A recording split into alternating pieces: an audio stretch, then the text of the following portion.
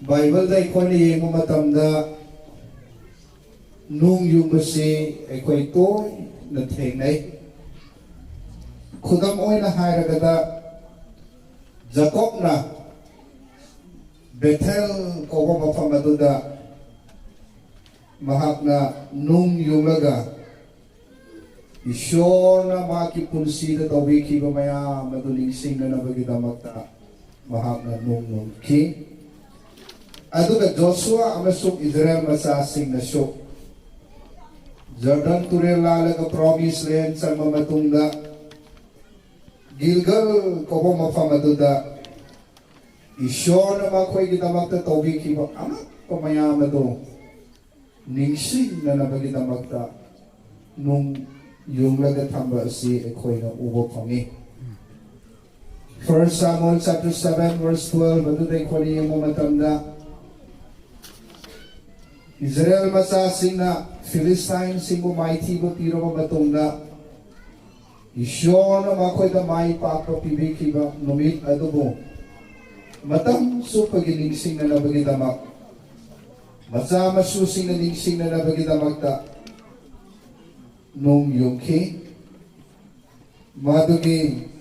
nung yung lagat tamki ba adobo Ebenezer ay na tuwan ki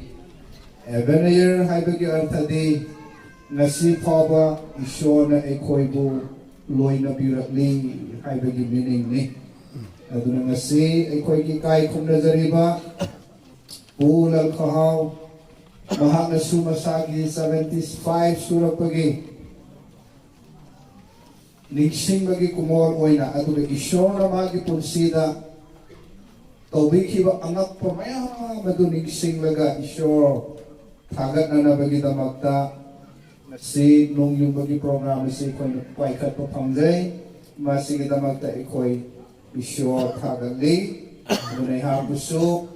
masida iway to bibagi na magtaharaw ng ayaw fondok siri. Ado na hojikti ay koy nung si hanggo pagi programa si koy paikat si.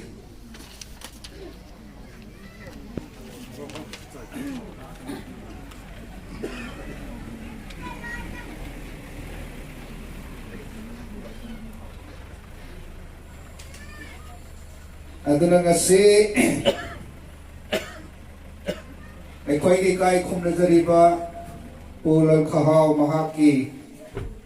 75 years surah pagi nung yung bagi programa si Shona Bor Pibibo Oishono aduga nung yung karawan nung nasi isyon imatik mga hen na fonggok payanan na bagi damagta mapa masari pa masung tuway sing may isyor giming na isyor gimana ehang na hanggok labani.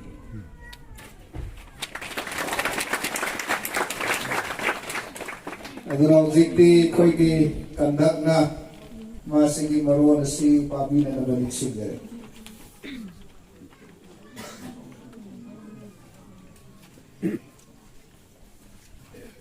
Ebenezer, the 75 years Platinum Jubilee of Israel Al-Khawtado, 13 September 1940 to 13 September 2023, Upazangam Lilemuna, Wanghu Tunusin, Gemlentina Kumkusonin, Hizangama, Zumang Pati Mansonan, Wanghu Siarzan Paul Tinhen, Panogulin Nidnon Tangko Hinlam Hen, Hukima Lozang Tana Hizing Hen, Dedicated Minister Damai Sudo, Patin Su, Kasung Pila Iwinga, Kapulpihin, Kima Mosu Linghoy, Kaipoy, Sanamol, Sangunani Sangu, Tintempu, HG Rimaya, Mold Theresis, Bishop of Manipur, delivered essentials on 13 September 2023, Damai Songdo, SL Al-Khawtado, Chief of Julin. Patino Pintahin.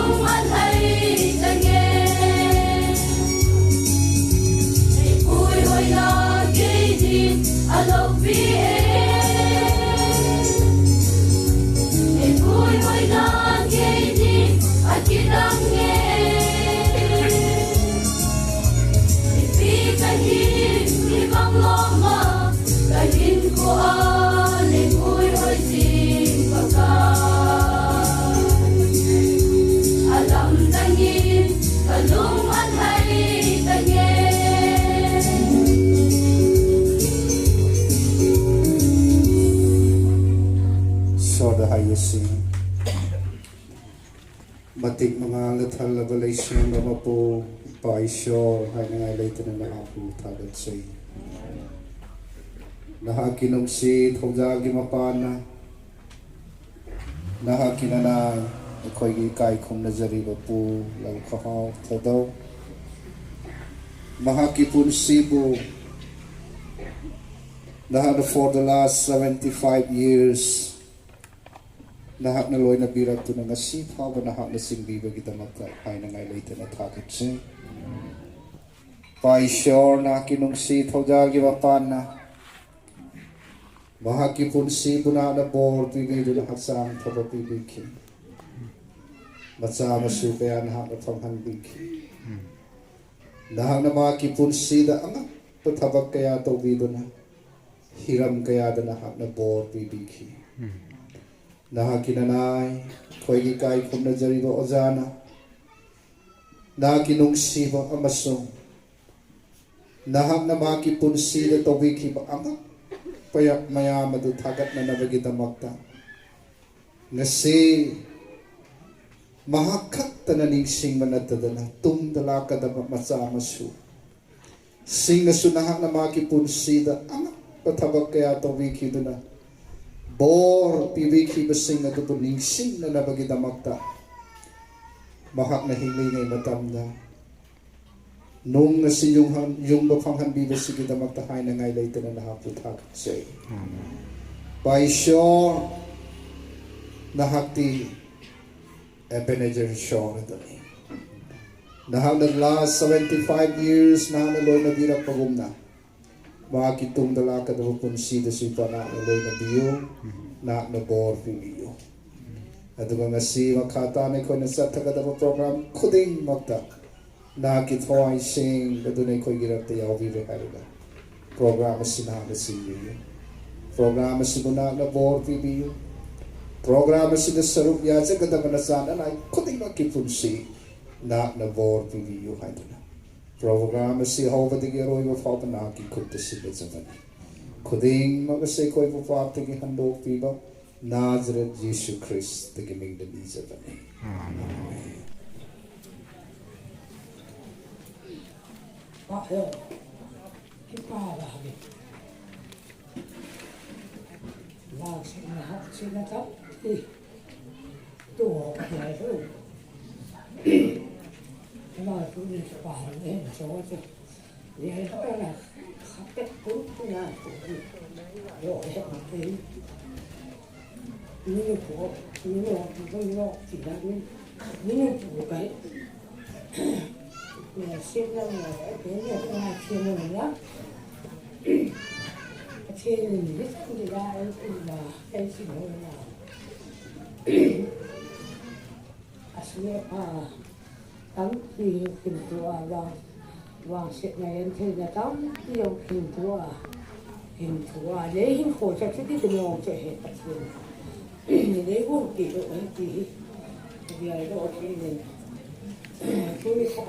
ay may lugar. Iho, yung tayo yung hati ho. Yung pa sila mo nila ang yung nakanga spoki ang tayo yung ses ngayon. Ito pa ang kanipongin.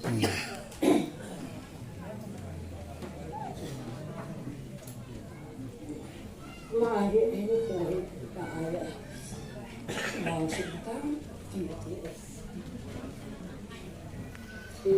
Nila po ko yung namasang sinong gawin na ala.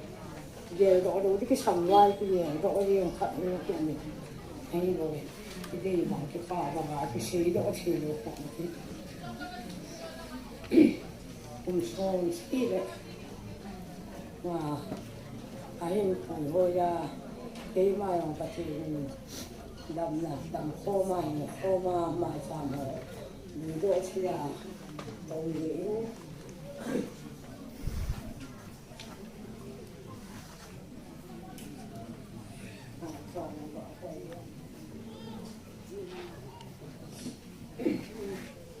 thì thằng vợ này mà chạm coi thì mình cứ nó phát triển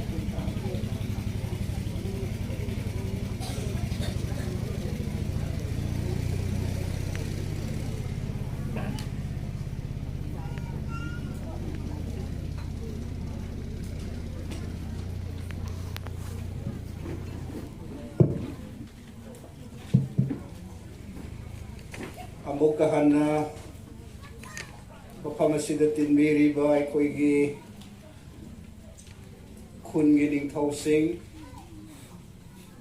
ꯑꯗꯨꯒ ꯆꯔꯆꯀꯤ ꯂꯤꯗꯔꯁꯤꯡ ꯔꯤꯚꯔꯦꯟꯁꯤꯡ ꯐꯥꯗꯔꯁꯤꯡ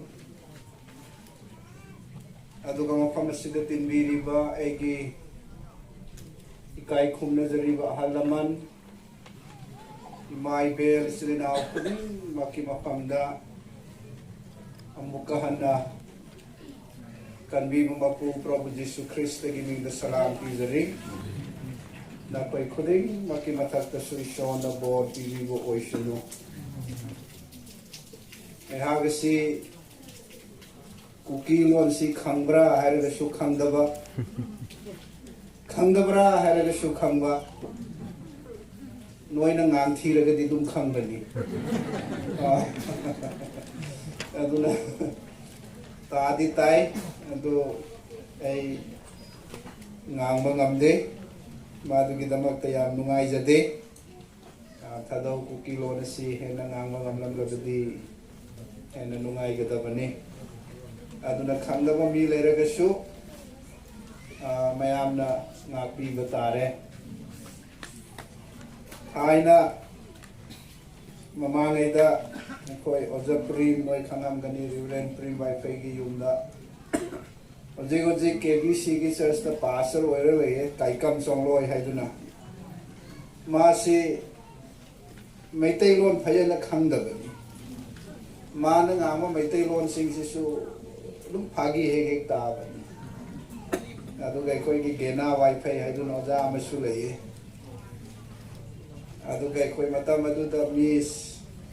ꯑꯃ ꯌꯥꯎꯔꯝꯃꯤ ꯀꯤꯝꯕꯣꯏ ꯍꯥꯏꯗꯨꯅ ꯃꯥꯁꯨ ꯃꯩꯇꯩꯂꯣꯟ ꯈꯪꯗꯕ ꯀ꯭ꯂꯥꯁꯇ ꯑꯉꯥꯡꯁꯤꯡ ꯇꯥꯛꯄꯤ ꯇꯝꯕꯤꯕꯗ ꯄꯣꯜꯅ ꯀꯔꯤꯒꯤꯗꯃꯛꯇ ꯀꯣꯔꯤꯟꯊꯤꯌꯟꯒꯤ ꯅꯨꯄꯤꯁꯤꯡꯗ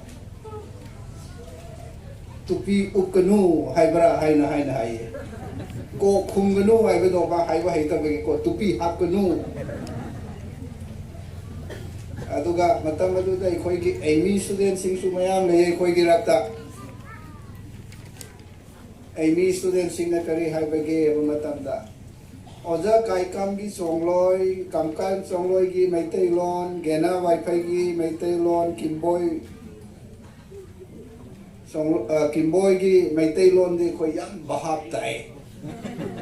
ꯑꯣꯖꯥ ꯖꯐꯥꯒꯤ ꯃꯩꯇꯩꯂꯣꯟꯗꯤ ꯑꯩꯈꯣꯏ ꯚꯥꯞ ꯁꯨꯛꯇꯥ ꯇꯥꯗꯦ ꯑꯗꯨꯅ ꯀꯔꯤ ꯀꯔꯤ ꯑꯣꯏꯔꯒꯁꯨ ꯉꯁꯤ ꯈꯪꯗꯕ ꯃꯤ ꯂꯩꯔꯝꯂꯕꯁꯨ ꯉꯥꯛꯄꯤꯕ ꯇꯥꯔꯦ ngasi asi taseng namakti program asi yawong amoidra haina kan na warami adugu ishor gi thoja no lambi adu hangdok pikhi khoi lakpa matamda aigi nupi su pura madi khara ki bani semai lan ga da basi ko khara ki bani khoi na sarpasi shogi damak ta sapani yego ko lambi da na chui khoi gi gari si check to ro to su to mi gi di to ko ai khoi gi do su mai phe yeng la ma ga check to da bi da du tha do ga aduna khuding ma ga se ai gi sa sa pa tha da bi ngasi gi program si ishor na ya ba gi simbi ba program ni ma du gi da mak ta lambi su thingan bi de aduga ngasi nolai nong sit su leite fazana koi na pang thok pa man bagi damak te koi ishor thagat li aduga koi gi ningthau na shu ai ha punung si bi duna ngasi gi program si de invite to bi bagi damak ta harau na mai ru phong dok seri ningthau ma suma gi family aduga church si gi elders singi mathak ta su ishor na hen bo pi na bi ba no aduna ngasi koi gi ningthau na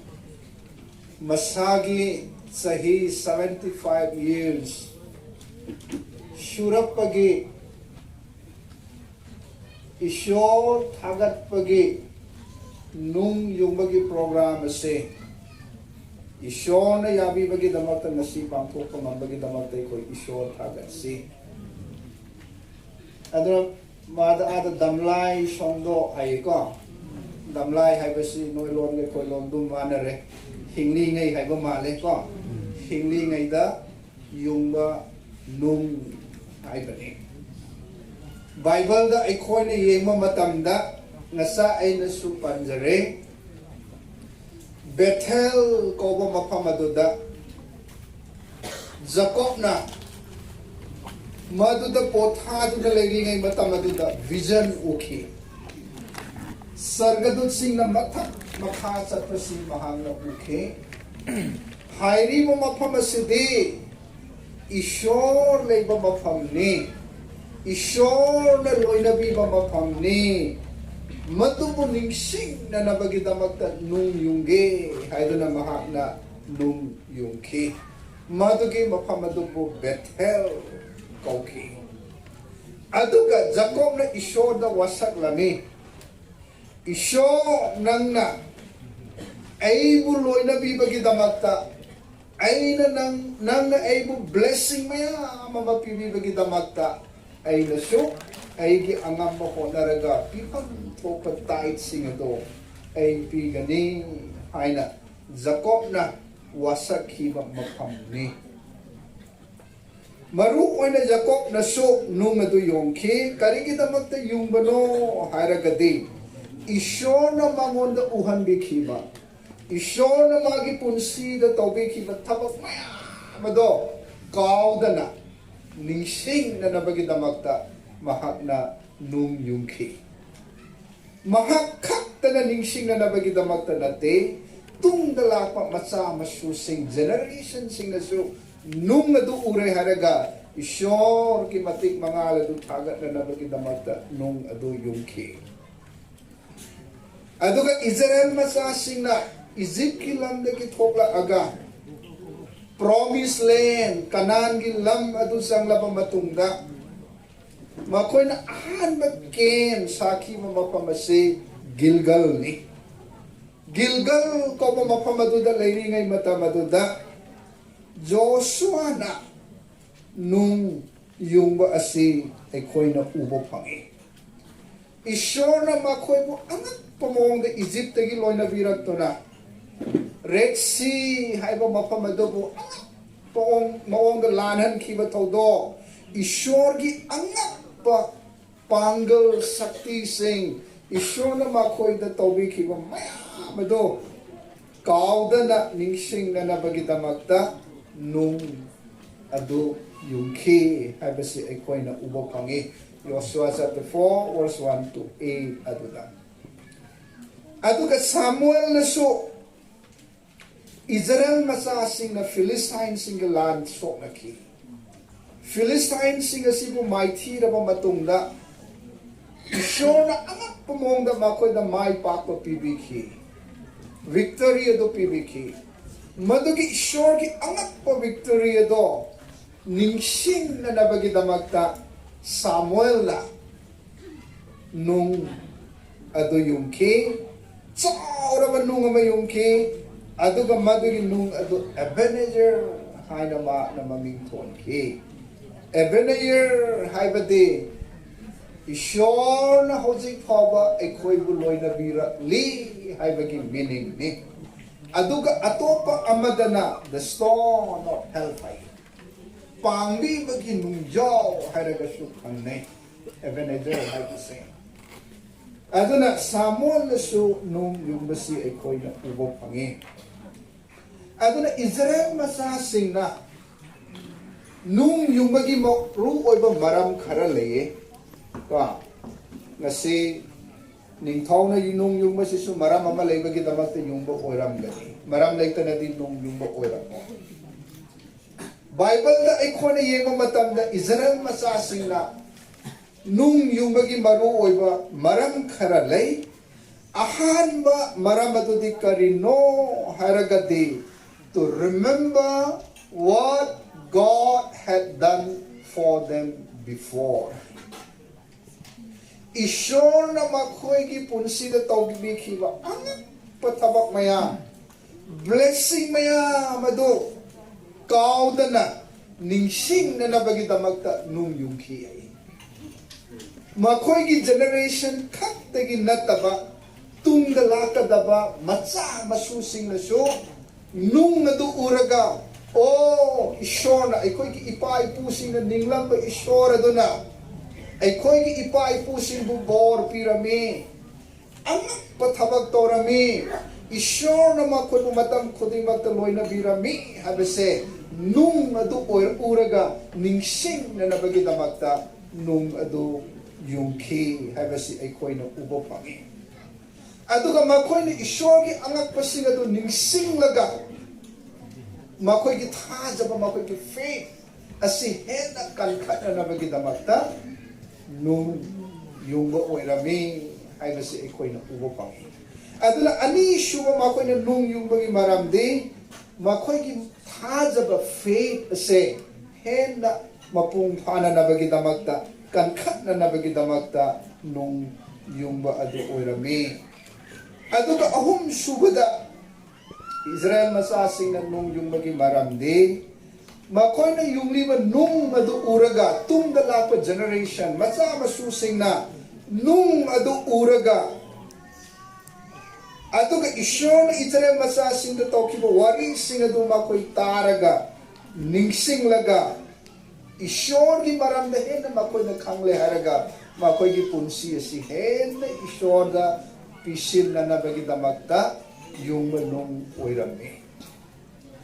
Ado ni Joshua na Gilgal da nung yung matamda ni sing na hanglami. Joshua karigi damatay ko na nung na si yung Libano hay na hangba matamda. Yengo tung na nakoy kinatsa na susing ado na lapa matamda nung na si uba matamda nung na si Karino hay na hangba matamda nakoy na explain to biga da bani matamamatay ko Egypt minay oirami isyo na ko bukan miki ang pamuong na Red Sea si ko bulanan laga nga si ko na lagi ba promise le na se isyo na pibi bani have se tum dalak pa generation sing na lingsing na haraga isyo tagat na nabagi damat tani hay amen ado na nga si mapamasida ay koy na ningtaw na yung lima nung asiso madugum na oira batihen isyo na mo tiba oiga ato ka marisyo ba da makoy na isyo gimanga nung yung bagi maru o bang maramdi for the glory of God isyo gimatik mangal kita magta yung ba nung ni ka yung limang miya doon matik mga alpungok na nabagita magta yung manong dati. Maruay na hanap yung limang nung sisyo, ningtaw matik mga algita magta dati, sure matik mga algita magta yung manong oy gadabani. Ato na ni for to the corner of upang basi, the stones were erected for the glory of God. Sure matik magulo to hen, na pungok na nabagita magta yung manong ni habis ikoy na ubo pangi ato na nga si ikoy gikay kumnariba ning tao na makinong yung basiso tung nalakad na pamatsa masusing na isyo na magipunsi na tawiki ba patabag sila do ning sing le haraga matsa masusing na su isyo tagat na nabagita magtanong o isyo no matsa masusing githada basihan na kankat na nabagita magta matsa masusing na su isyo kangat na nabagita magta yung manong o isyo no tung dalag pa matsa masusing na nung si uraga o isyo na ikoy ipu mahal ninglang pa isyo na doon na mapuloy na bi mabubor pibiki punsi sama pinabiki ko hay basi ningsing laga ay koy su ipanan ninglang pa isyo na do patsan ay koy ningga da pa ni hay na warit lona na bagita magta yung manong oy gada ato ka nung si umami ko ding magna o jagi ning thogi punsi na pa isyo na to biki ba tabak singa se ningsing le haraga isyo di matik mga alpondok na nabagita magta yung manong oy gada pa ni ato ni Matthew chapter 5 verse 13-14 ato da hay to yengo na koy ti taybang pan bagi mangal ni missing na koy apat tabak ato ure haraga sarga dalay ba na koy ipa isyo ato tagat po isyo ay ko ato nga si koy ning taw na naha oiring ngay dagi haw na isyo ki na satpa isyor khang na satpa aduga maki punsi de isyo na ang patawag tawibasing ado ningsing na nabagidamagta or ningsing laga isyo tagat na nabagidamagta yung kiba nung ning ano na tung dalata na pamasama susing na sumasi ningsing lehera isyo tagat po o isyo no ano na nga siya sining togi mapok no mitsuoy pamali ko magi mapok no mitsuoy birthday sutay ko ato da sinkiba program ni Proverbs chapter 16 verse 38 31 ato da iko ni yung labadi punsi sang bahay mase isyo di kudol ni punsi sang ba long life is a gift from God punsi sang bahay mase isyo di kudol ni ato ni isyo na nga siya ko gining togi punsi the last 75 years maha bubor pibi na nga si pawawal na biraing haksang papapibi thona pibi ko ma hozik ya haksang pari ma kita mat show thaga si adu na maki punsi do si show na hen na bor pibi bo oi shuno hen na haksang papapibi bo oi shuno adu ga ma na to thaba khudai mata hen na mai pa bo oi shuno magi punsi na magi masama su generation kaya na isyogi blessing ado hanggo po isyono ay base ay raga ay naswayda den sinzage bakrabo kudi makimatagda isyona bo pibi po isyono amen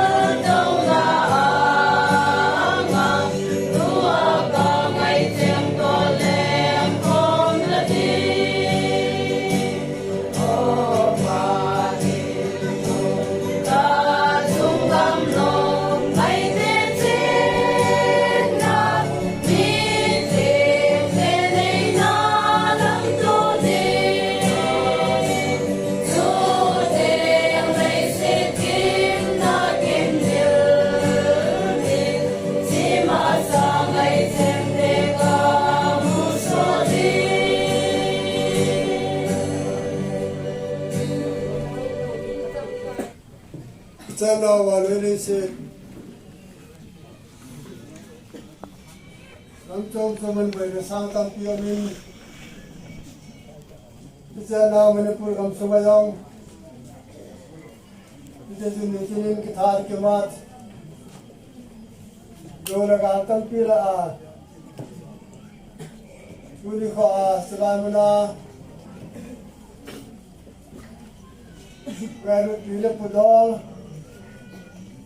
Tula sa punggol sanggol.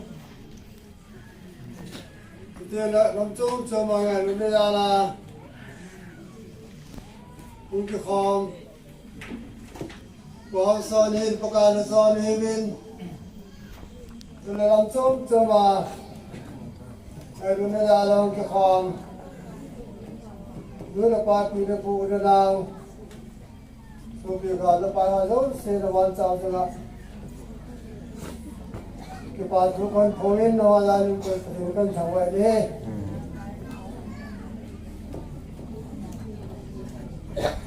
Tuli kini iti sa tingam guloy hat di makipatsila sa kikal pera angat ko iti tiyang lang kaya ala ng tuli tam lai sâu đo thì hi mi tam pin thi hoa nôm ra bo này thì lo cái ra đa poi cái thôi mi tam pin mi tam cái bo hi gol chung anh sẽ này cái pa thì thi hoa cái này với số là cái đó rồi sẽ cho cái nào chung cái pa này cái dòng Ipa sa ala makakayap lang. Tinla daw tampi. Amin damlay sungahin. Isi damlay sung daw kitihi. Miyaw sa milaw pi. Milaw. Kuhaw sa kaupa. Olam kai tha tam pin rong chi kin bo lai se tam hi atam lo din ka ta sanin ye sen he tawang mi tam pin ato do thelo alo la to di wa do gyan lo ade yong ma de lo yong hi de yong le chi kin ka to do thein Gol chung zon ke kisan pathen ke thangwan ye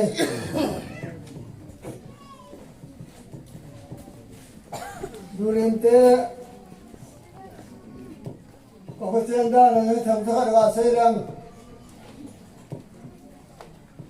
savintin anom tham phat cho ma la asom lam te lai so bun ga ji in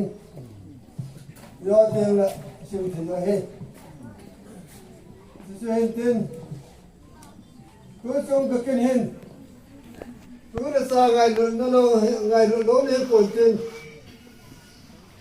Mì Gõ để không bỏ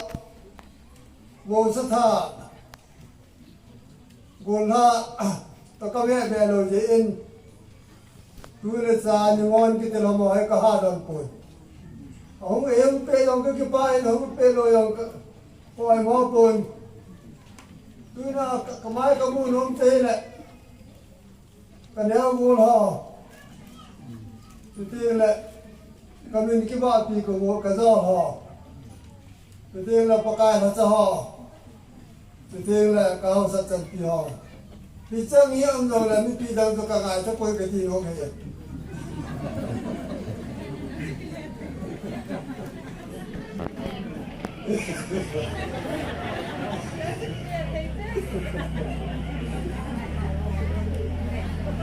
tôi đi làm ai có mua đồ đi ta do lò làm mẹ hòm này dương của mình là ngà tụng ra lại cái mình cái bà bị cái do lò nó ra lại do này ra lại về đến đây cái do lò tụng đi ngà ôi tại cái xe này gì mini xe tụi mình Adam cái do là hiểu lô khát tụi ham cái xe mà nó mini ở mình support me na mini amin mat bang mi khan amin than jang mi khan amin pi ko sa mi khan amin chal jang mi khan amin deng bang mi khan amin ai do ka ko sa mi som le ni tu ni sa ka min atahin egal khalo hal mila atam mila atam no wal lu se te la ka to do be la ju pa min te Sudah kenal boleh ni thumle liom kinin khana chu ngoya la Mr. Hang Sing wal bang chon ani ni kena khoi ko na cheng wal pasai ne tu la so la ma cheng wal pa ne sat tu la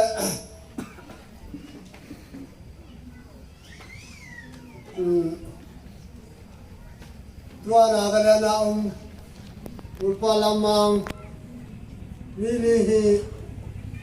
kanawa panago lapaya kaniki konto kaniki sumi filmo ay ta agol pa kaniki tiwahin ama ma yo ko mo tahi be yengin tunin wal pasin ya hon thai pon adam na lain ngol hoy adam che na lain ayo tunin ahung Tapi ayah ramai pun semua nageran langam lai, selang langam lai, itu le, itu sen boleh som jen, pasan gol hahi, kerja kamu lewahi, kalau adam poi tidam, kekipak poi tidam, kalau ayah yengi.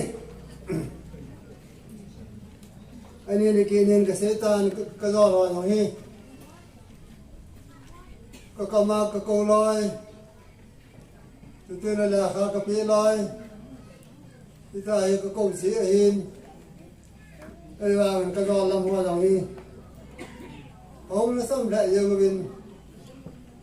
ade hong te ni su yong a chang pa ke pa na tha pan po ni Kini ki bol dan hi yosin ka saitan mitam pin bol ding le ni ga yo ade lo lo yo tampi bolo de chalo yo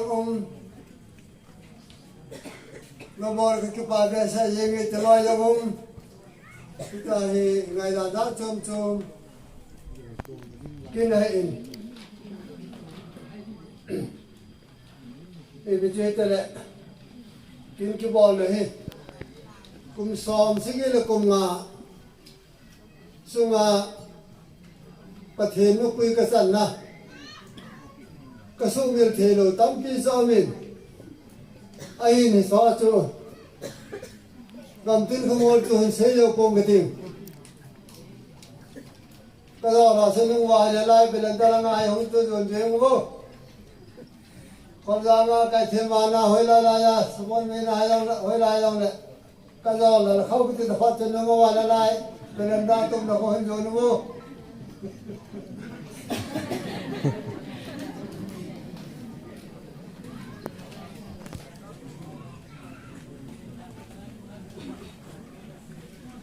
cái số cái tâm số mà thì là thế là cái số sản là thầm sản sinh cái gì akan nangin mizo galai chun zampi ahong ki kap tobin mizo sepa tampi ki sukhan ichi hot kijan na ding lo na ai tu te le chithi bor sakha dum ser khan kapon ka che ne hi le Assam lai khó rồi cái tổ làm pi lăng cái chuyện vào thì quần đùi lên lăng cái chuyện này đùi lên là con là thả xả những cái tiền hình ai đấy ông sẽ bên ba chân hay là chỉ học 18 cái đuôi lên hàng số phụ nào ba cái hình bài là chỉ đi thăm cái số bài là cái gì thì là salo ấy đi đấy sao đi anh luôn tên đi cho kêu cái đó nên ông sao luôn sang điều bắt tay sang đây ông cái thằng nên còn ba bên hạt ba thế mà sao mình sang đây tao cái thằng nên thì để ra thằng nên để xin lấy cái số sát phát chân cái ông cái bà bé sẽ yêu bát thiên cái thằng bạn tối là cái phần điều gì nên cái lô po họ cái chỉ po họ chỉ po là cái đúng là sẽ cặp điều cái đó là điều tại này bây giờ cái số mình thấy lô khát này anh ấy là cái nên tôi cái hôm nay cái bốn con nào con nên cầu tê mini đó katang CRP pot than ka seven katang ka ge za nu ko ha jo pi lo ga so tan ka ka na bu ni na ta katang ke ka su ka ka ni the ta pon pi lo kon ha tau pe wen so sai li atiu jan pya se kon he te heaven tin so sai noi chu thà để lại cho phải ở tiền, rồi dòng sân, mỹ thông sân công ty như thế đó, mong là nó cái túi bên, hồi lại thu hầm thì dòng xe là bên tí này lên được chưa, có hơn nói gì bên này là, thu lại ta cái phòng thì cái điện có tí không cái thế lại tại này, cái là gì là, còn khách còn ní thu bè dòng này. Nung xóm những cái dòng là mù mong khát mà xóm những cái dòng là mù mong khát cái bằng cả xóm cha cái xe vải đấy cái liền có ai như vậy thường về tự không cái thẻ được dầu sơn không cái thẻ lại dầu sơn thêm rất là không đông hiện diện mình rồi có không vào cải thầy mình thì giống như đi lô cái đấy họ là thay ra có không sâu sáng cái dầm sông cái số miền mỏ như sẵn đây atum chan ne kinin 1993 chun ilo i to do na lo tami era house ho ke lai khom na thang chairman chun e pan sa ke ni wen he la ko som la tami kam sunga chang ko som la khathum kui no ti su tarik som September tarik som ni chun nanti children came in notice, put notice issue hong kibar kinin. Ayun la, bicara chun, tarik som ni chun, notice kamu masang chun, kehi kami la tabang thu mam, kasate sukul kaya sohira na pui thiyam tiin. Anh chẳng tin khát vải có hơn phụ hình dù đến là cái này cái đàn là cho có không đấy tầm mà cái số tiền đồng bằng tiền hình đây là ngài nâng ai am on wanted list number 1 ano ka jo hin dunia tami bayara ne che lo so sa lo de tai kam ta in tamalam han lang ti lang chi ta de ti dunia nama ko ko phan ka bol ro the hi ben dunia ma mai ho ko mu no hin ko mu ta pon yong le ni ti tan tin ni ta bang thi ne thei tami chun ga ki bayara chun ga ki wa lu le ai lo le dunia na chun ga ki le ki le ti ta hi ki so sa lo ti dan cha hin đi vào người ta sẽ phân bì ông già la chừng bây giờ nó cũng sổ sạn là tôi nói này và thế nên thì là thế tôi nhìn thấy họ bằng là thế sự bây giờ này nó cao đi là thế mà là thiên nuôi họ mẹ mà tên ấy tha là thế kita bang mun dia hi kong so sa chất dia hi kong so sa chất dia hi kita bang pathelu sin na sam la ka sun pan e pan pi hoya ko na thing ram hum tin ke man thing ram lam ka ve palele siam pa pakaya ko na e pan pi ho ti ta kana na tu palele siam pa pakaya putun e pan pi lo hele thu e se pe ding lo lo ding tu ting la hita chu se pa ha ya nga se e ka di the ju di lo ngen no e ho the ti la ene sina non e ka di the adang dang su ti tan tin na san na ha su ti tan tin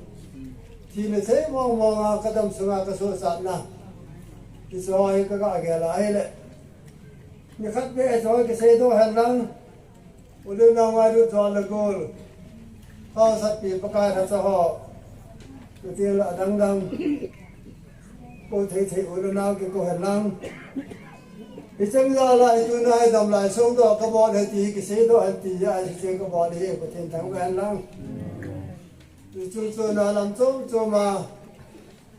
đi lúc đó là tu te đó là không còn sang còn đó là anh làm thế là để chúng thì anh làm rất tốt cho mà còn là như ra nên không làm việc nào cho mà ở bên này là chúng mà cái ba tuổi sẽ vô luôn con phổ cái này, giờ xuân,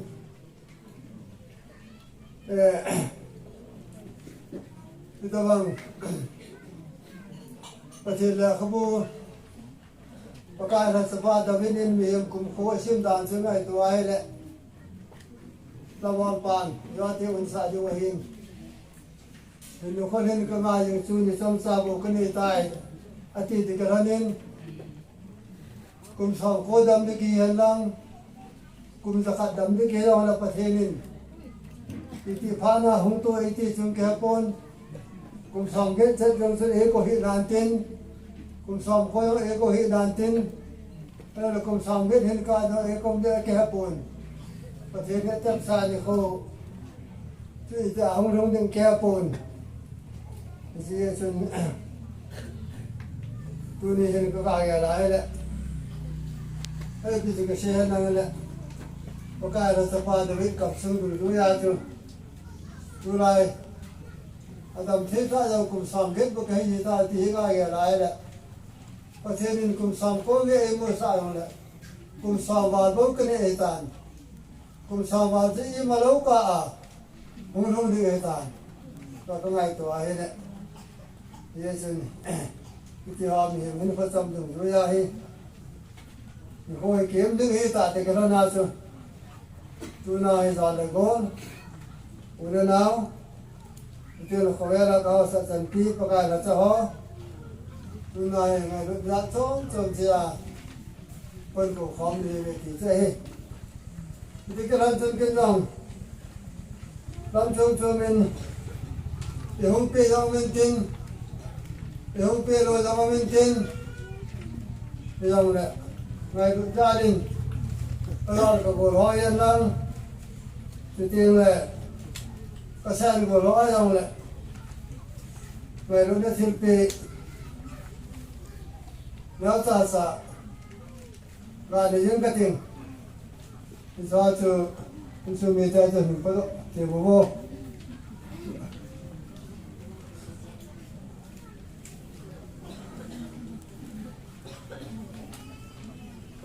Hold on, I don't want.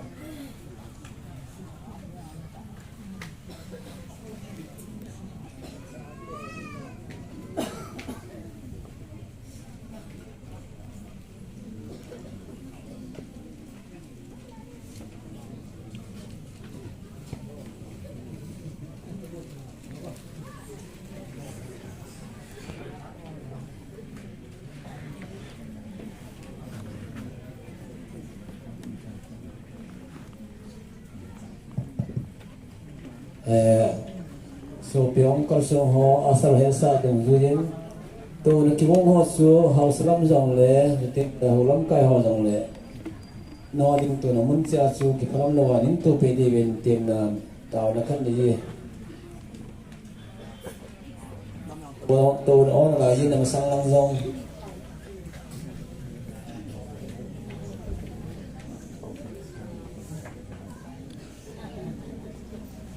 Mas penin na lu thipe ho depan na sangin dunia dam kum ka son na ding tulu dam la sung do patin he ngai ram do be wa tulu dam kum ka son na ding a wa ngai thum pe apaka da cha Ubisoft Amazon की पारिदारी कौन का दिन कते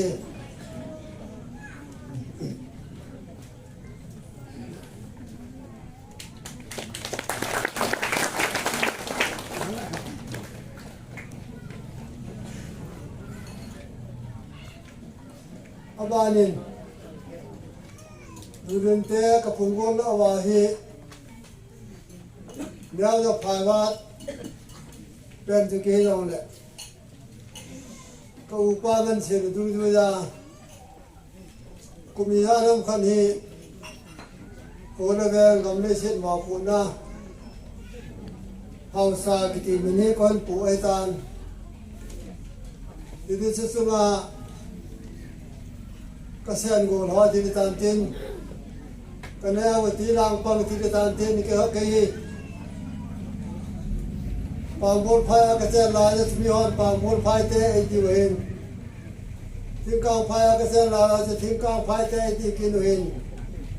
chiwa ka pa na chu kon no la nga ka chen na ba kon no ba ko da du rin ke sa na ba yo me ki phasam te me khang la sam te ka hi du du je ba ka pa le ta lo je ba ka pa le mo ko na ban chu cái bạn còn lại giống như bây giờ sunga chỉ phát sunga ngồi là ba là con này ta sang ngồi hoa thì tan tin ngồi là ngã ngồi pa vùng chôn hàng xiên cùng cầu ngồi thôi to cùng là thà hi cái băng sét po viên ta dẹp loi đầu dẹp loi cho con na viên rằng này chỉ có hung ca khom hung cái chim khom càng giờ hung càng khom chúng ta dùng cái chim khom cái hết ta cũng hơn vào chú bốn là ba ya không có cái gì ngồi ra ngã ngồi qua sơn anh cái té ama hung cái rằng này ama ngồi ra không mi em lút về thế ding dong ama sao cái là thế san pe thế đúng mai là thì ngày rồi thêm pe đúng san pe dingin ngồi đang không mi ở đó cái ông nên cái ta san pon punam sát đúng mà này nè đang không đợi lăng tôi được bốn bao gồm sơn còn nên là hết pe dingin thế là đang không là chuyện kỳ pa chỉ dùng san pe là kỳ pa mình thế Adang ngồi làm miếng lâu không?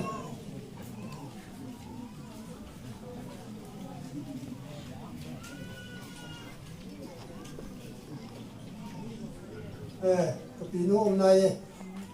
pino sang cái đàn đi.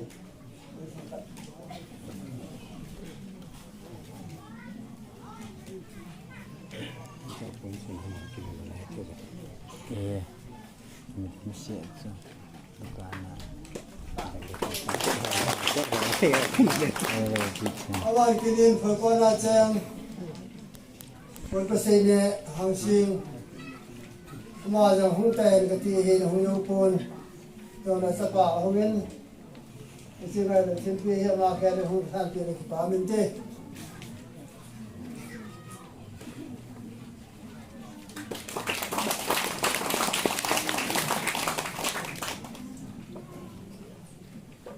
awan kinin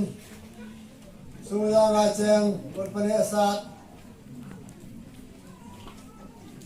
thì ca lâu sẽ được pha được không lại phá đồ mình không lại những cái kiếm mình xây cái gì đấy cũng cần quân riêng ngoài rồi cũng không vô được cái làm mình vô lại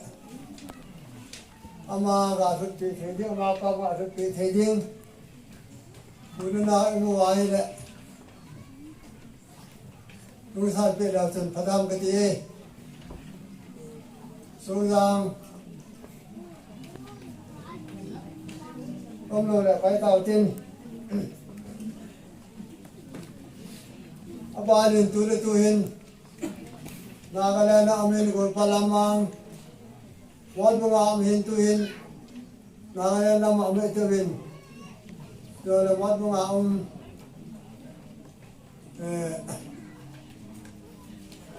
ini insuni kai mun tu insan tu ya pa min te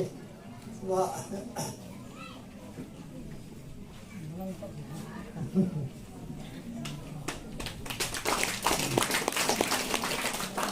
ama kai mun lu ya ta yo hi hin Isan 20 tur community ba bi ko bol ha ni là không ai mua ni mua con ni mua ni sam lên là cái hình ni không biết cái ba là gì nghe tuần cầm là bên ta thành ra ông cái đó qua cho ông lo hầm cái đó là mà cái này bị thế rút bị thế điên thành ra là bữa nào ông phát tôi lúc ngoài lại cái gì cái được thiết bị hôm nay phải làm việc phá bên tây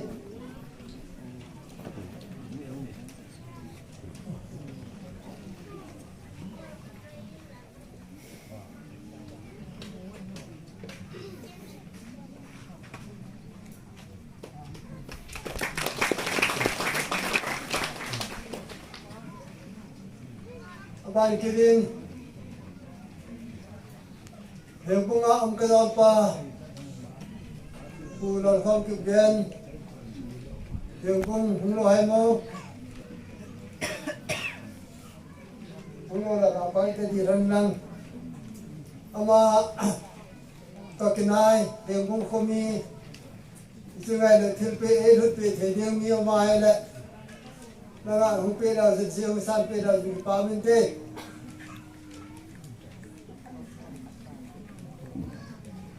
yang pun kami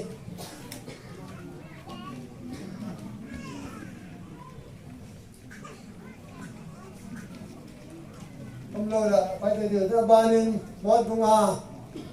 cái đó pa mót bunga cái đó pa mót bunga cái đó pa chỗ mà hay đấy xin ra được thiết bị hôm nay bị là cái pa bên tây cái đó pa rồi hả đồng luôn à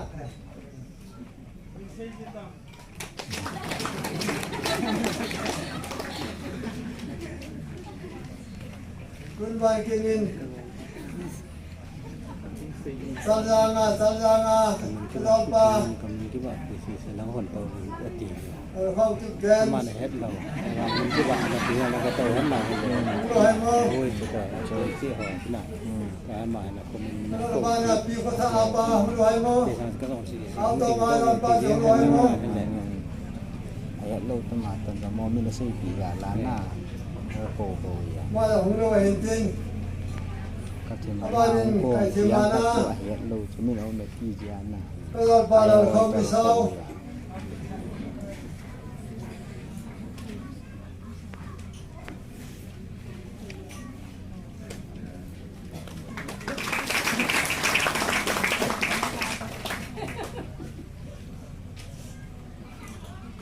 apa nên pulau kau sing sit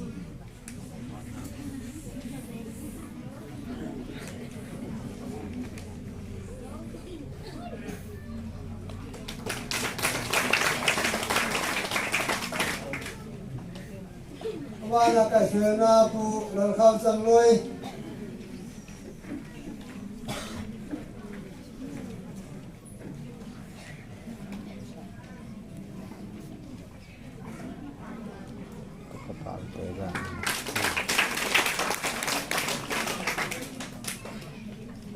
บ้านเราใครมาปูเราเข้าชิงซีด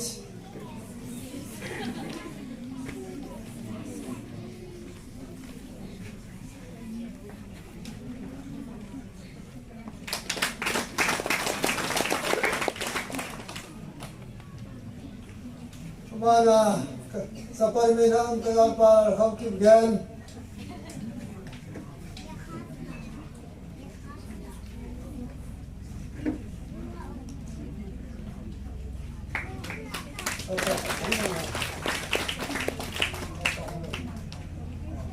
Mana kasih mana kenapa kau kian?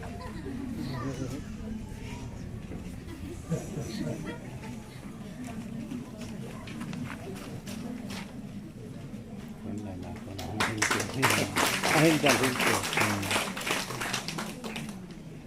Ông là hiền bung, khen giang, yêu tha, sal giang, sang hiền ya nó phải không hiểu sen đi. Besar. Sambil baik aja. Abai kinin, kalau orang hiềnถ้าเรียนอมเล็กอมตาลมียองเละอามายองกะยินที่ตะบังกินบอดินที่เฮ็ดดิงินอมตะโลพิงดางอมตะลปาดานิเวลาสนุเลียเมตันกินเอมูเปมันตะปนyang alai nu bikin ma omai le lang ang pe la pa min te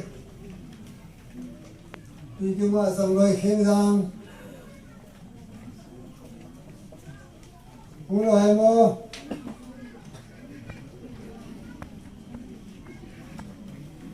hu lo hai la pu te kheng sang ang pu te khat chen lu nam pha ni hu la pi lang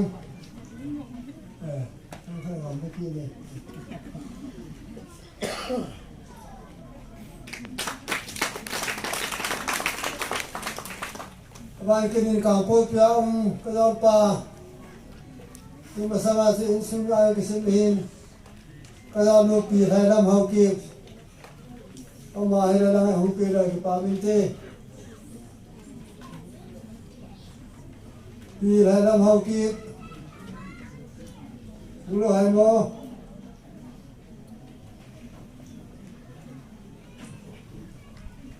dulu hai le all di kantin di sini sudah hi atung dia emai lu tidam kin kengai lu tidam 1993 nagala kona kampo pi kizam luna ke pana ila kaya kasam la khaji din ki drop se prime minister ko maji diyan lang chief minister ko maji diyan lang wala manaji diyong le la kha ke ji ding angai khon sana kaya la ding ding kungai sa jo se eji pi ala kha asi na them na ayat na ke ding a in de la pang ding ding po pi wa number 16 na pu thang tin lan mi sao om le la ma hu pe la ki pa min te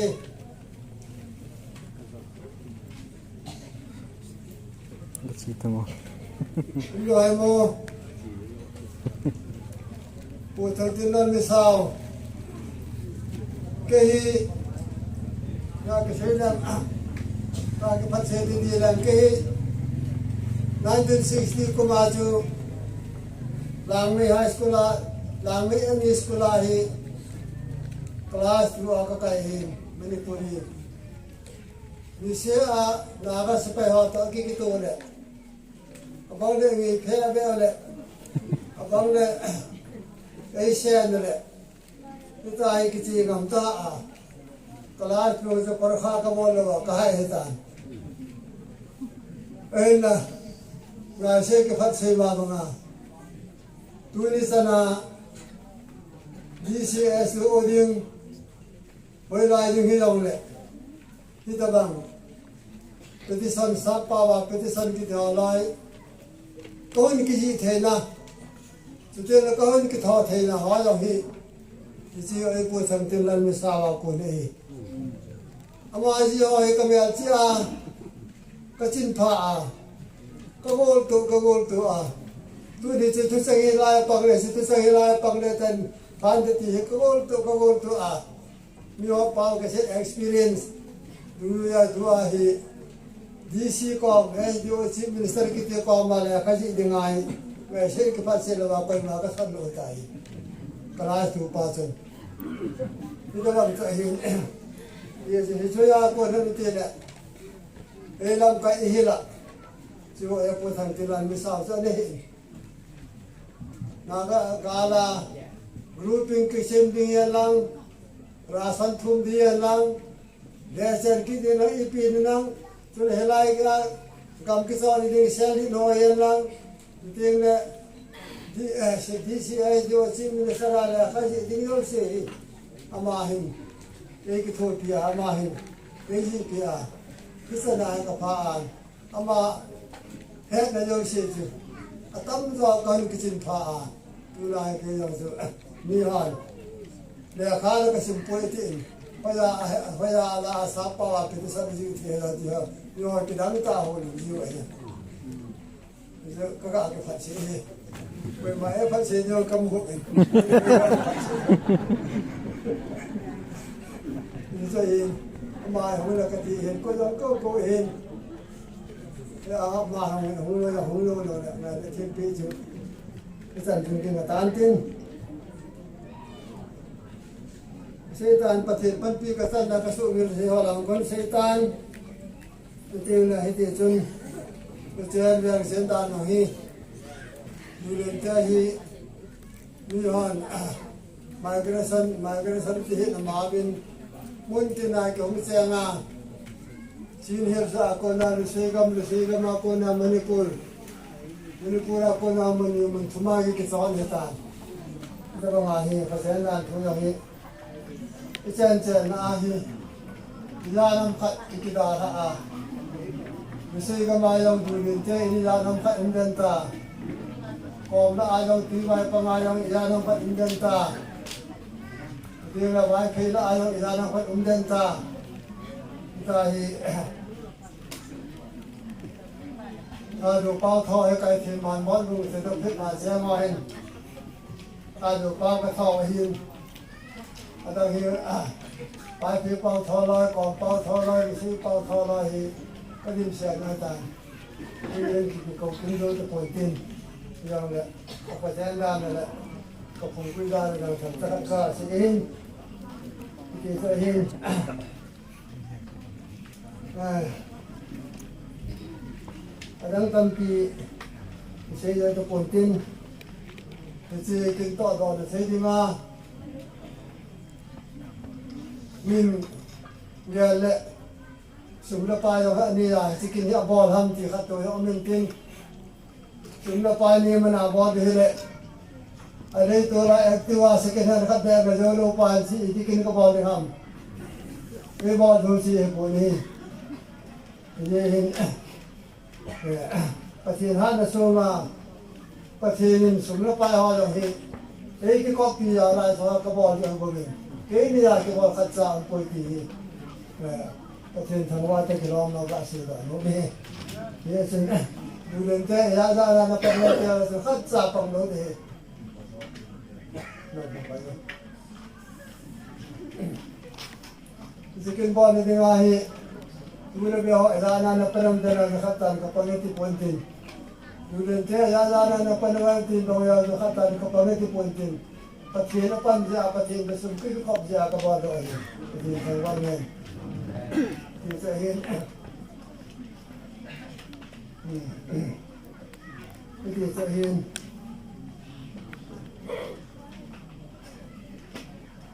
cái đó không biết của em mua năng rồi là bán tiền không đúng tay mua yêu cái thằng bao không đúng nghe nó không bao nhiêu cái đó tao mà là bao không đúng nghe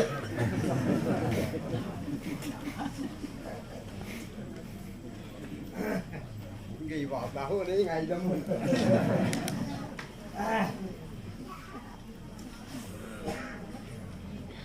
ngày đó thiết bị hay là phải phải ăn quê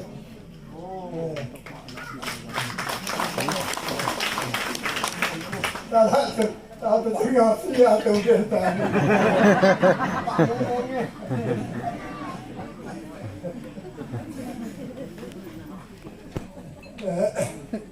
sĩ khi khá đam sĩ khá đam sĩ làm mà làm lúc ham quay lúc thế là cái máy cho nó cái khai ta là cầm tin chân con sĩ tan yang le udah nau tidak pu nula pakai kaca itu lah kawasan cantiho ang sunga seikin sewal kalau sehingga alam dong kecil ngaida ni ngaida kasih kama yang kecil ngaida mentin sewa kau kan kita gel deh ini suka deh patah kita ni kita ni asal kita tanya kita pakai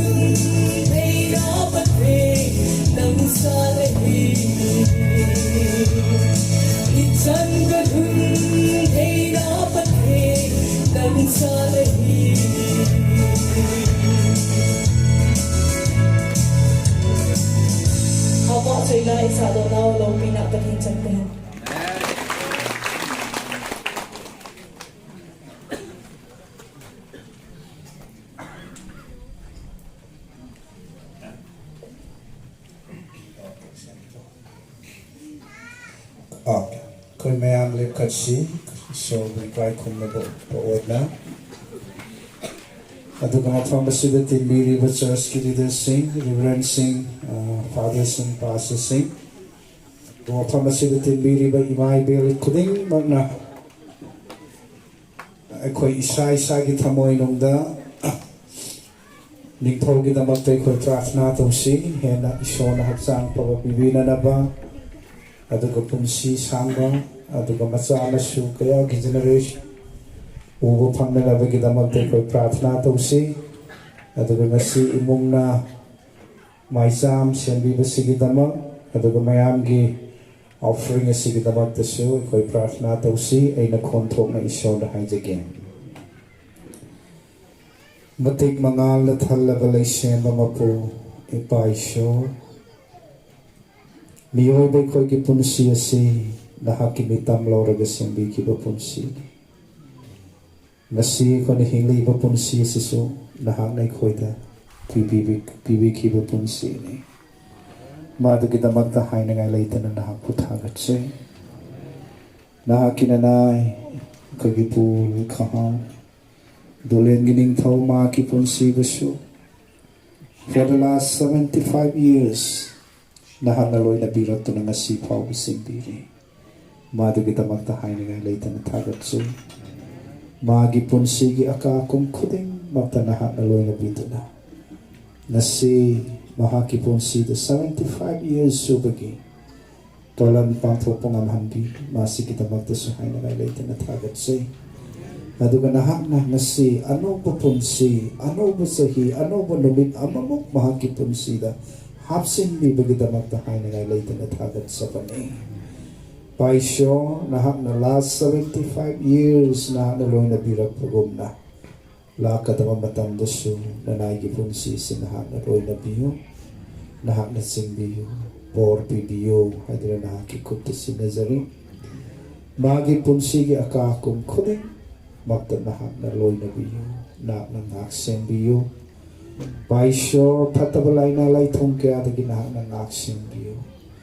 nahaki wahay day koy na paba matamda ay na nakoy da haksang papapibi kani